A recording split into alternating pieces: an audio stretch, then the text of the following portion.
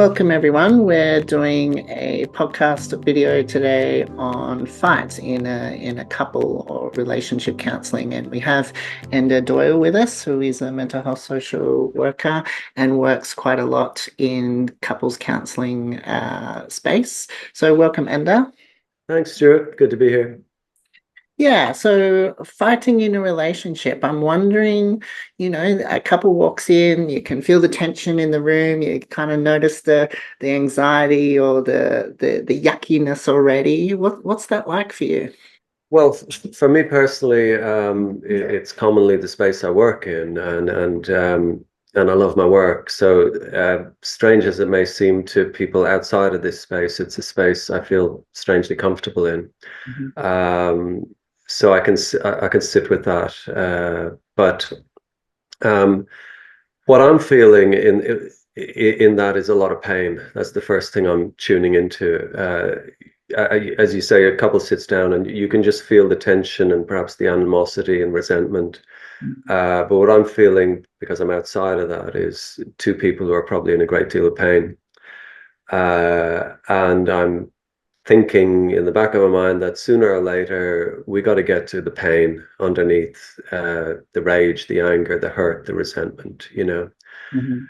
Um, Frequently what we'll end up start talking about is not what we finish talking about. Frequently what people are fighting about in relationships is not what the fight is really about. Mhm. I think part of them knows that. A lot of the time people will say, I'll say, so give me an example. What kind of things do you fight about? And the most common answer to that, sure, there may be specific things like an infidelity or something that's never been processed, some deep wounding like that, that we have to go to sooner or later. Mhm. Um, but a common answer will also be, oh, it's embarrassing. It's just stupid stuff. Mhm. That's a really common answer, but they have somehow gotten locked into this dynamic that they can't get out of. And so they've done what I think is a smart move and brought in a third person into the system to change the system. Mhm. And we can do that.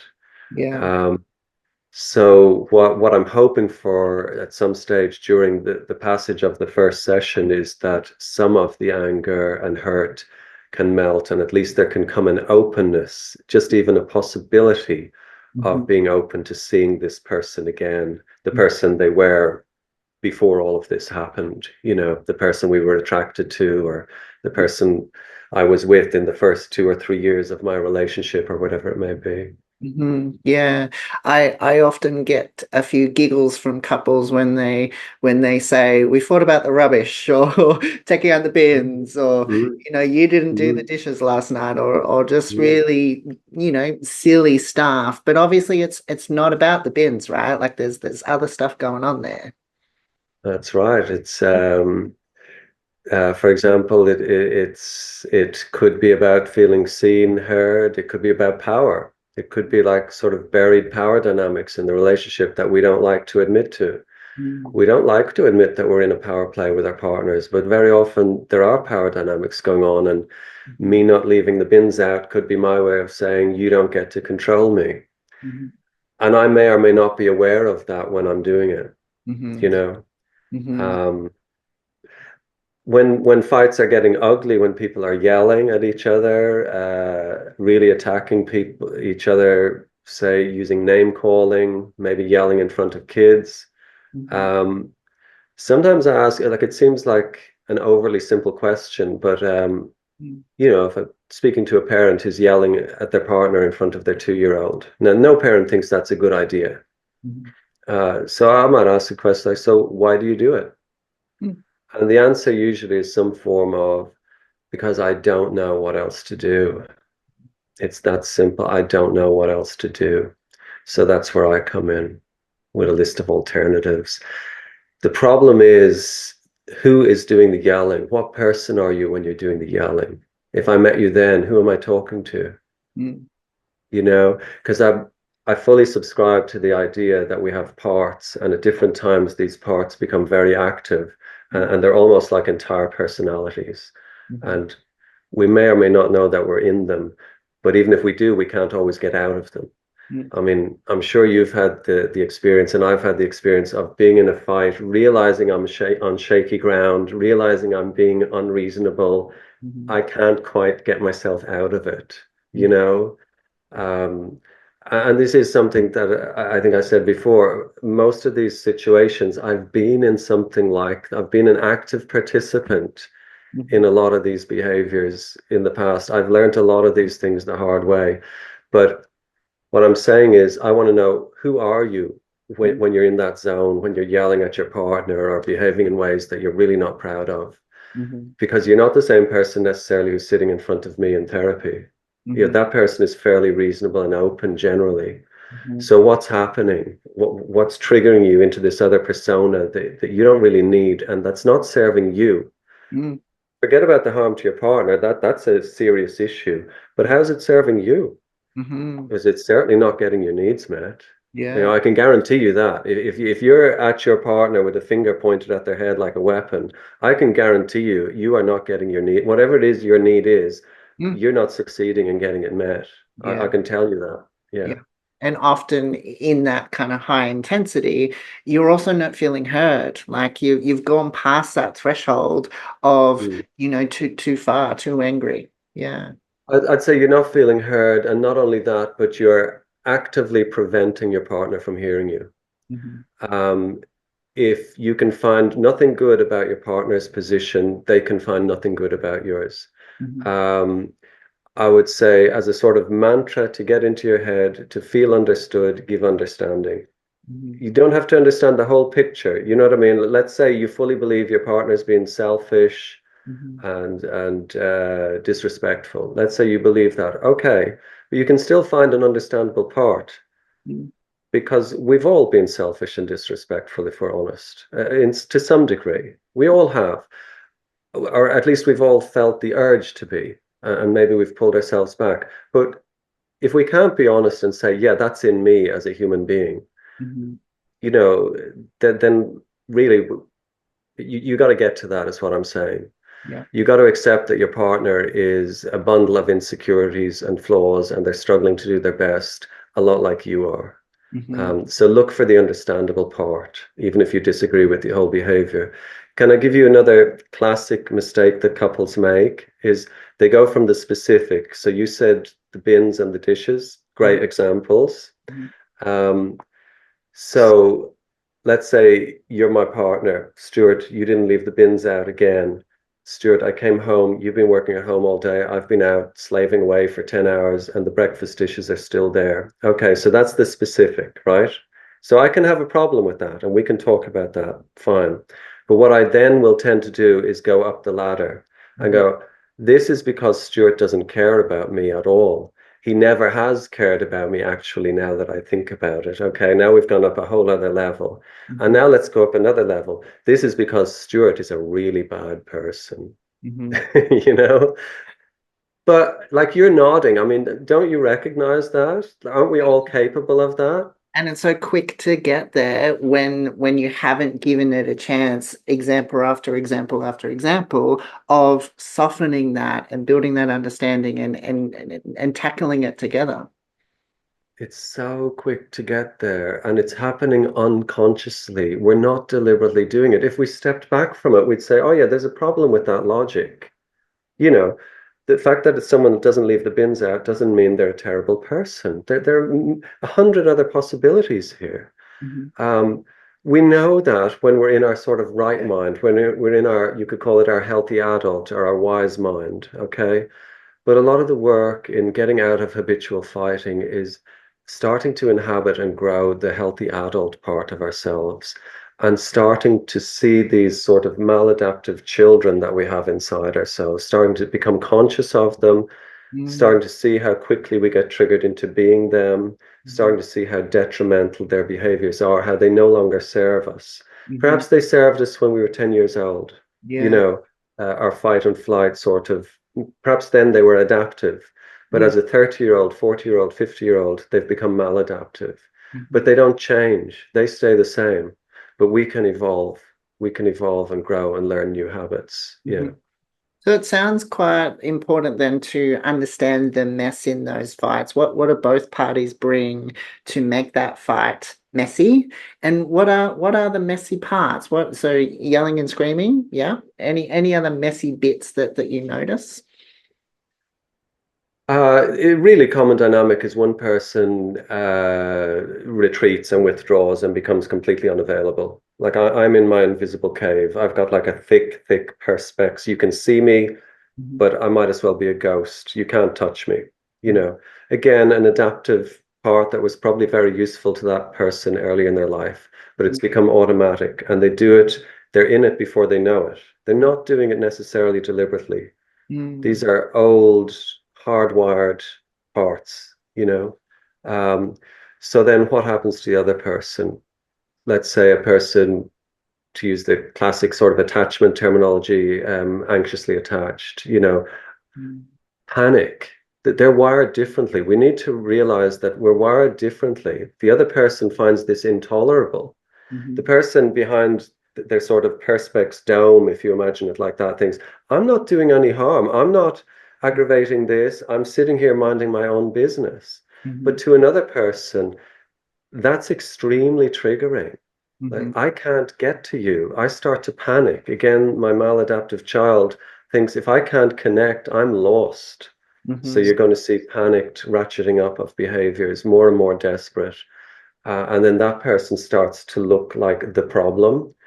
But mm, in reality, the person who's doing nothing has mhm, to realize through couples therapy that actually their lack of moves and lack of efforts to connect, engage, mm, and reassure and soothe their partner mhm, is part of the problem and part of this dance that I talk about. mhm, That we have a responsibility to regulate each other. We are a system. mhm, And, you know, I have a responsibility to try to regulate my partner's emotions and feelings, just as they have to me, you know.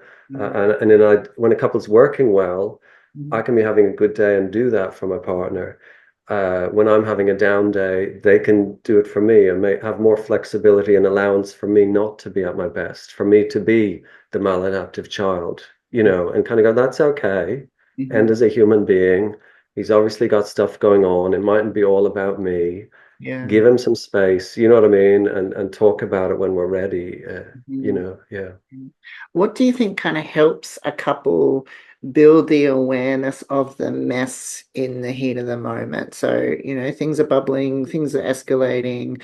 What are some things that you talk through to help them uh, hit that pause button and take a break or start that regulation? What helps couples think about that in the moment?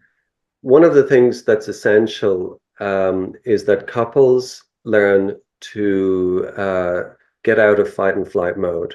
And that really operates on a physical level. If we can slow down our breath, our heart rate will start to slow, blood pressure will drop a little, Mhm, stress hormones, adrenaline, cortisol stop pumping quite as much, and we can start to literally our range of focus becomes broader. So mhm, it becomes possible to get into that wise mind part of ourselves. mhm, So we actively do exercises in couples therapy to de-escalate ourselves physically. And it's remarkable what can be achieved in 3 minutes. It's remarkable. I do it time and time again with people, you know, just slowing down the breath, settling down, stop trying to fix anything for 3 minutes. mhm, Settle down, connect with your body, connect with the feelings in your body, get to know them. After 3 minutes, so many people go, oh, and you can hear the voices are different, tone is different after 3 minutes, you know, which, by the way, tone is crucial in this. There's a phrase in couples therapy, tone trumps content. mhm, So it's not necessarily what I'm saying, like you mentioned the bins. I can say, Stuart, hey, look, I've noticed the bins again. I had to do them again, and I thought we agreed. That's different from Stuart, the bins again, really? You mhm, know, I'm mhm, saying the same thing. I'm upset about the bins because we've talked about this and I'm not feeling heard. Tone trumps content. mhm, So you'll get a lot of people in fights sort of talking about, I did not say that. What I said was this. I'm like, I don't really care about what your idea of objective truth is. It's mhm. not that important. Yeah. I want to know about the feelings. you can say to someone, "Oh, are you wearing that?" or "Are you wearing that?" You know, all I said was, "Are you wearing that?" Mm-hmm. But in one way, it comes across as a criticism and a put down, and in another way, it's just curious. So I would try to teach couples to regulate themselves and regulate each other, to soothe themselves and soothe each other. Mm-hmm. I would say to couples, to anybody, if you have a habitual response of going all guns blazing, being aggressive, being offensive, being disrespectful, we can stop that now.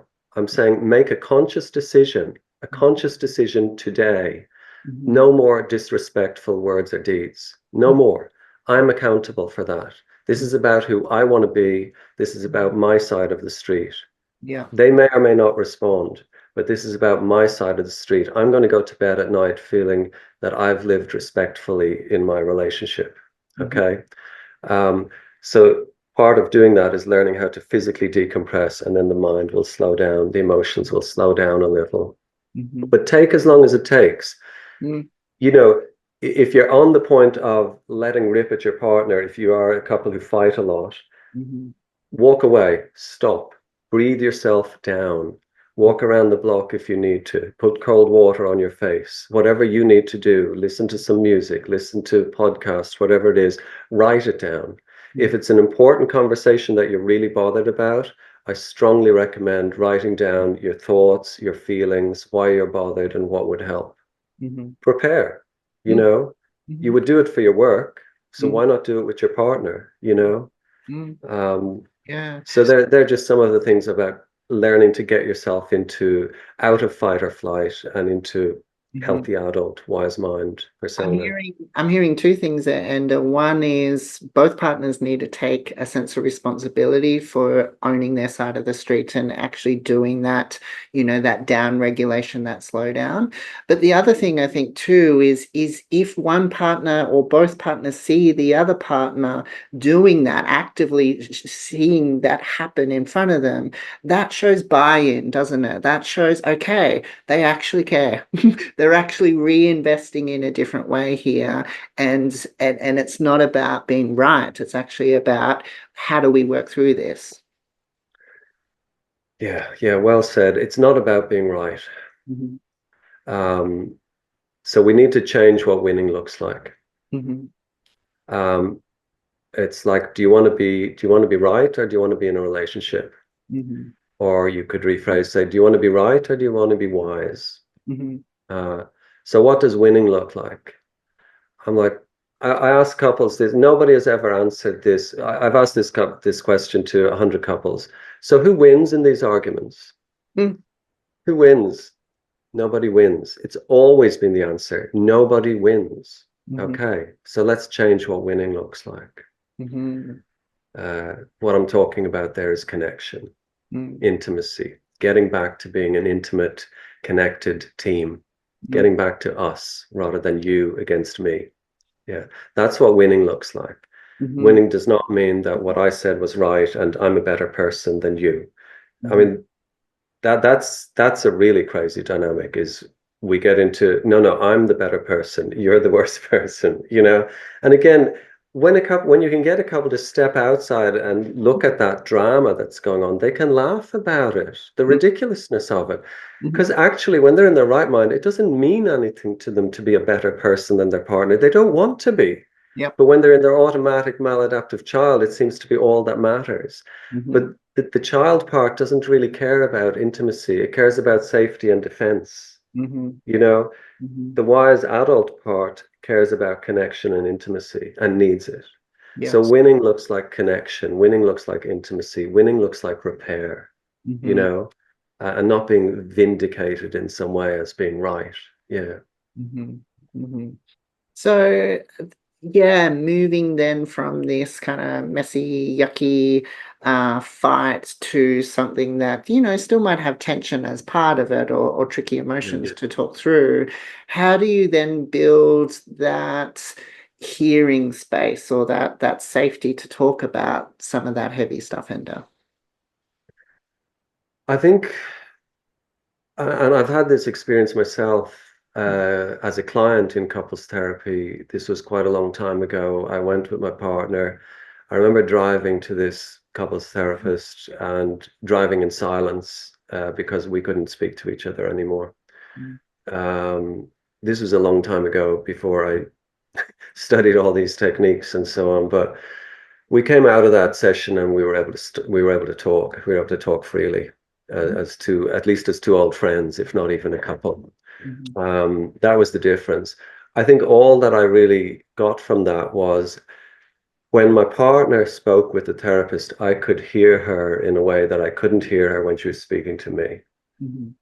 When you're stepping back and she's voicing her pain to this therapist and she's crying her tears, now I can see it because it's not aimed at me. So Mhm. I don't need to have a wall up, you know. So I've had that experience personally. It was a very moving, deep experience. Mhm. Uh, we didn't stay together, but we're still friends 20 years later. Um, and I like to give that to people. So to answer your question, how do people start to get to hear each other? Sometimes it's via me hearing them. Yeah. They witness me hearing them. They witness my genuine response to their pain, the pain they're suffering, that they can see Enda is moved by this person's pain. Mhm. Because when I'm working with couples, I'm in it, Stuart. You know, I am affected. I'm okay with that. Mhm. I'm feeling it. I need to feel it. Mhm. This is information to me. So they're witnessing my affect in relation to their partner's distress. And Mhm. they can hear it because it's not aimed at them for that 5 or 10 minutes. So Yeah. sometimes I'll speak to one person just about their experience because I need to know about it, but I also need their partner to be able to witness it from a safe space, you Yeah. know, where they're not under attack, Mhm. where they're not on trial, you know. And Mm. I try to do that for both parties. And it's a very simple, powerful thing. Mhm. Yeah. So really it's not about agreeing or maybe even fixing the thing. It's more about that understanding and hearing the emotions underneath anger potentially or what's really going on underneath. Uh, yeah, you're so right. In fact, often the thing can't be fixed. It's in the past. Mhm. Let's take something like infidelity, Mhm. uh, some form of disloyalty that's caused great hurt. Mhm. But frequently, couples who come to see me have not been able to process that. It could have happened 3 years ago. And now they're fighting about the dishes and the timekeeping and who cleaned the bathroom. Mhm. And those fights are not going to stop until the hurt that happened 3 years ago is actually processed. Mhm. Um, to be forgiven, I would say, if you want to be forgiven, uh, your partner needs to feel that you really get it, Mhm. that you get the hurt that you caused, that you at least understand it. Mhm. You've got to, as closely as one person can feel another's pain, you know, as closely as we can. But you got to get close. If I've hurt my partner, let's say 3 years ago, 10 years ago, it doesn't matter, Mhm. and that hurt went deep, we're not going to fully be able to integrate that and move on from it until my partner feels that I get what I did. It's Mhm. not that I have to be in the doghouse for the rest of my life. I need to understand the pain that resulted from my behaviors, you know. So often there is processing of old resentments, and often they're quite buried. They may not come up until a second, third, fourth session. You Mhm. know, often couples are not even fully aware that that's what's driving current anger. As I Mhm. say, so much of our behavior is unconscious. It's not available to us. We Mhm. just feel ourselves, you know, trapped or unloved or angry or irritable or anxious or unsafe. But we can't always join the dots as to Yeah. why that is. Yeah. And So yeah, feeling understood is huge. sure. Sure, we can't go back and erase the past, but enormous benefits come from being able to process it in the present, learn from it, Mm. uh, Yeah. yeah, and feel understood. Okay. I'm wondering if that stuckness continues. So you try to build that understanding, that safety around feeling emotions, being vulnerable, those kind of things. And Mm. kind of session after session after session, there's a real difference of values or breaking point. What do you do Yeah. there? Yeah, so that's when you're really getting to a point where should this couple stay together? Mhm. And I say to couples, I'm a couples therapist, but my job is not to keep couples together. Mhm. That's not my job description. I think sometimes that's an assumption Mhm. that a couple come in, they're in great pain, and my immediate reaction is, okay, how can I make this okay and keep this couple together? I mean, can I really assume that that's the right thing for all concerned? Of Yeah. course not. Of course I can't assume that. So Mhm. I don't. Uh, I would like to think that my experience enables me to see possibilities for a couple, to stay together and rebuild and reconstruct a new healthy relationship. Mhm. But that might not necessarily be the best option for both people. Mhm. Uh, as I say, speaking of growth, people may be growing at different paces or in different directions. If Mhm. one person is committed to personal growth and another is committed to staying the same, we've got a problem. That's a serious problem, Mhm. because you're going to outgrow your partner, Mhm. you know. If there's so really it comes down to willingness, I think, Stuart. If your partner is really willing to kind of go, oh yeah, I have been this, I have been that, it's not helpful. I can see how that's not going to get me the relationship I want, but Mhm. it's not who I want to be. Mhm. Okay, we can do anything with that. We can work with that. Yeah. If a partner is saying, well, it's too bad, because this is who I am, this is just who I am. I've always been like this. My parents were like this. My grandparents were like this. Okay, I don't know. Like, if your partner is really interested in growing and evolving as a human and having a really deep, intimate, exciting, evolving relationship, well, then maybe your partner needs to look elsewhere. Mhm. So, I'm open to the idea that not every couple who sees me is going to stay together. Mhm. Sometimes people come and it just feels it's too late, and they'll say that. If we'd come 3 years ago, maybe, but it's too late. But Right. even in that situation, Mhm. there's a lot to be learned, Mhm. because if we don't learn it, what are we going to do? We're going to bring it into our next relationship, Mhm. you know. So there's a lot to be learned. And I'd love to think that people can salvage friendship and connection out of what was an intimate partnership. I'd love to think that they can end wiser rather than more bitter, you Mhm. know. Mhm. And frequently there are children involved in my work. So Yeah. these people are going to be relating to each other for, let's say, another 15 or 20 years, whether they like it or not. Mhm. So let's do the best for all concerned. Yes. Sometimes the best for all concerned is some kind of separation or co-parenting or, you Mhm. know, uh, but particularly if one person is simply not willing to come to the table, if one person is simply not willing to be respectful, for example, Mhm. if one person, let's say, has a problem with drug or alcohol dependence and they're simply not willing to do anything about it, Mhm. okay, we might not be able to go very far. That becomes a wall. Mhm. Yeah. Mhm. But I feel if people are willing to do something about their issues, Mhm. anything's possible. Let's Yeah. pretend there is a listener or viewer watching this right now who's quite apprehensive about, digging into those fights with a counsellor or asking or encouraging their partner to come along with them to couples counselling. What would you say to them? Well, first thing that comes to mind is you can always come individually, and with a lot of couples I see them as individuals also. So if fights are getting particularly toxic, which sadly is sometimes the case with clients I see, I would very much want to see people individually, and that's quite normal. So it doesn't have to be a big deal to book an individual session. It's really common that I'll do it for multiple reasons. Like, let's say one person has old trauma, Mhm. we could just work on that for a couple of sessions, but I continue working with the couple in parallel.